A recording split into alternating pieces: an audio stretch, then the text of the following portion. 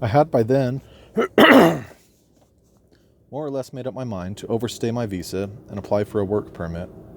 All I needed was a sponsor, either at a magazine or newspaper or publishing house.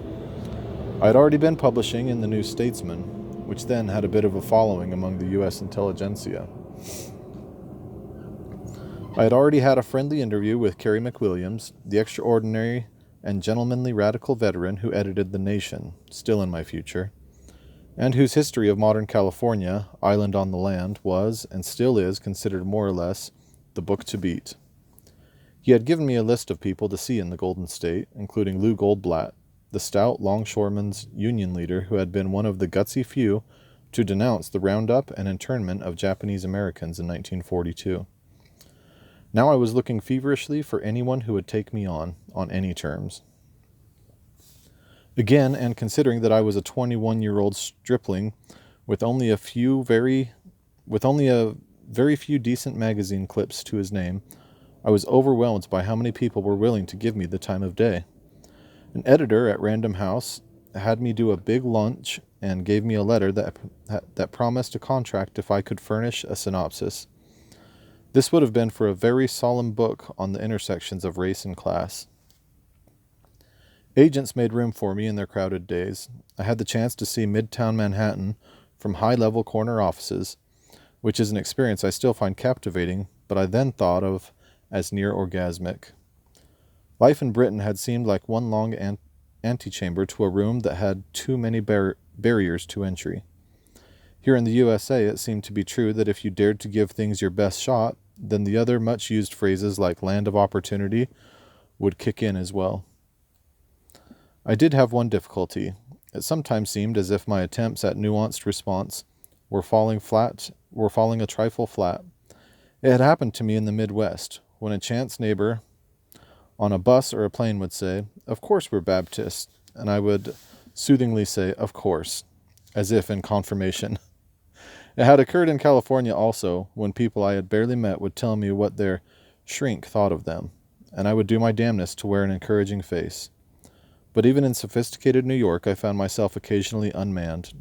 For example, I remember a female editor saying to me over a generous cocktail, "Of course the difference between us and you Brits is that you have irony and we don't." I decided to smile and murmur, "Well, apparently not." And she looked at me as if a trick cigar had just exploded in her face. At all costs, I didn't wish to seem superior. I hadn't read The Loved One for nothing, but the price of being literal seemed too steep. In my eagerness to scrape acquaintance, I dug that list of potential blue-chip Balliol hosts out of the bottom of my bag and noticed that it contained the name of Penn Kimball, listed as Professor of Journalism at Columbia University.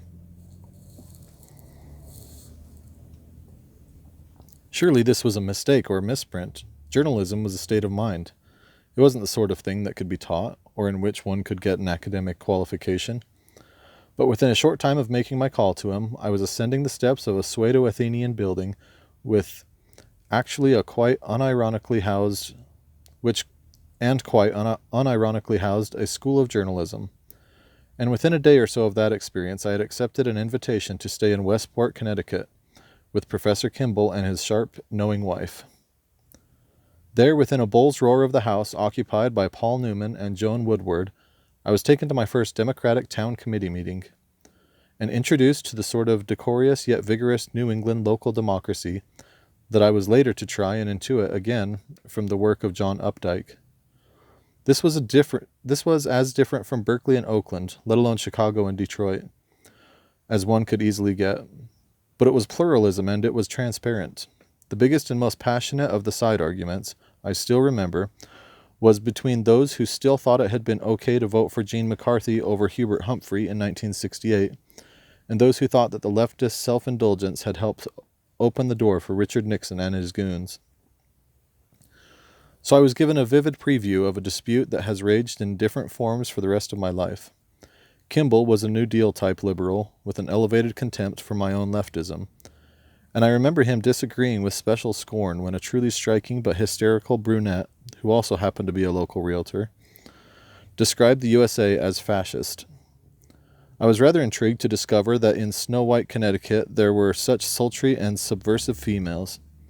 Later in his life, Penn was to discover that he and his wife had been under almost permanent police surveillance since the onset of the Cold War, and that this explained many denials of many employment opportunities.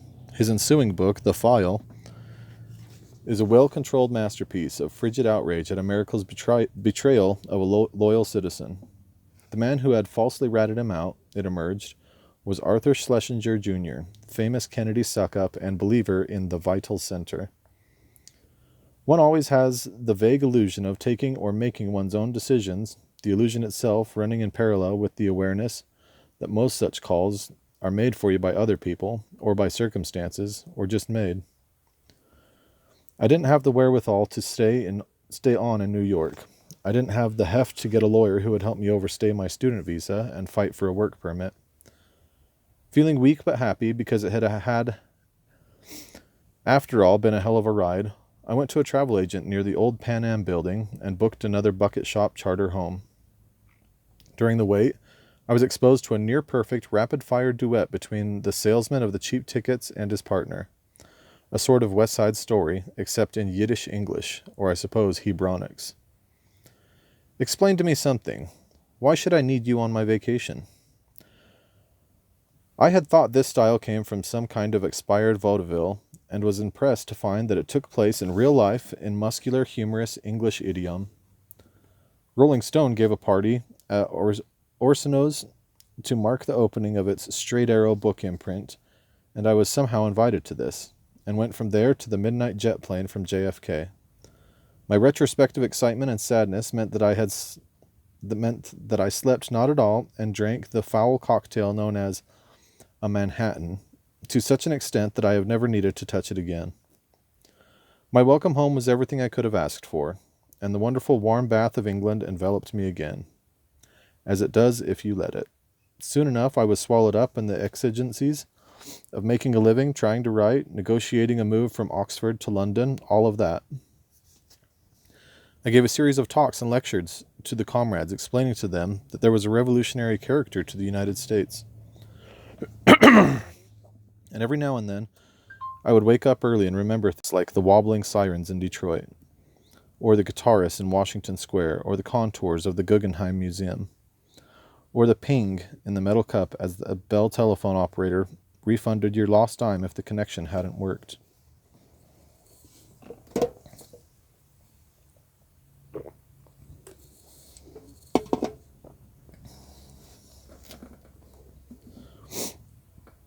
Songs that were loved in England, like Simon and Garfunkel's lines about counting the cars on the New Jersey Turnpike, or Judy Collins's or Bob Dylan's version of Lost in the Rain in Juarez, could now be visualized by me as poems and pictures of real places.